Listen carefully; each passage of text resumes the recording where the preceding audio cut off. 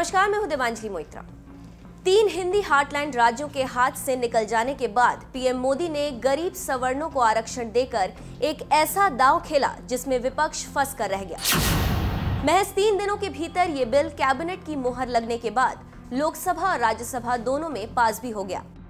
लेकिन बीजेपी के लिए अब भी 2019 की राह उतनी आसान नहीं है।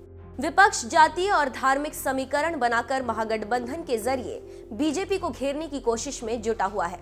ऐसे में माना जा रहा है कि चुनाव से पहले पीएम मोदी नाराज लोगों को मनाने के लिए कई और ऐसे ऐलान कर सकते हैं जो आम चुनाव की बाजी पलट सकता है। केंद्र सरकार इसके लिए पिछले कुछ समय से काम भी कर रही है। आइए आपको वो 6 वजह बताते हैं जो बीजेपी को फिर से सत्ता तक पहुंचा सकती है। जीएसटी और नोटबंदी से परेशान व्यापारियों के लिए केंद्र सरकार ने 10 जनवरी को ही एक बड़ा ऐलान किया। सरकार ने नेशनल टैक्स रूल में बदलाव कर सालाना 40 लाख के टर्नओवर वाले कारोबारियों को जीएसटी में छूट दी। ये छूट पहले 20 लाख सालाना टर्नओवर वाले छोटे कारोबारियों तक ही सीमित थी। सरकार ने जीएसटी की दरों में भी बदलाव करने का बड़ा फैसला लिया है। सरकार ने कई अहम उत्पादों पर जीएसटी दर कम की है। सरकार ने ई-कॉमर्स पर भी नकेल कसकर छोटे दुकानदारों को राहत दी है, जिसके तहत फ्लिपकार्ट और अमेज़न जैसी ई-कॉमर्स कंपनियां अपने तहत आने वाले प्रोडक्टों को सिर्फ अपने प्लेटफॉर्म तक ही सीमित नहीं रख पाएंगी। चौथी बड़ी बात किसानों से जुड़ी है, जिसकी घोषणा जल्द ही पीएम मोदी कर सकते हैं।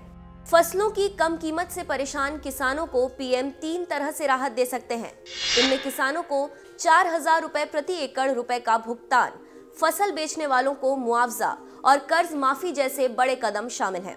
इसके अलावा सरकार प्याज की कम कीमतों से परेशान किसानों को प्याज के निर्यात के प्रोत्साहन को बढ़ा दिया है।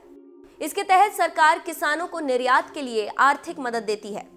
और आखिर में मोदी ने गरीब सवर्णों को 10% आरक्षण देकर ऐसा छक्का जड़ा है जिसने 2019 में बीजेपी की जीत पर मुहर लगा दी है। इसके तहत अब सवर्णों को भी सरकारी नौकरियों और शिक्षा में आरक्षण मिल सकेगा। कुल मिलाकर माना जाए कि एक तरफ जहां विपक्षी दल बीजेपी को घेरने के लिए चक्रव्यूह रच रहे हैं, तो वहीं बीजेपी ने भी पहले से ही इस चक्रव्यूह को भेदना शुरू कर दिया है।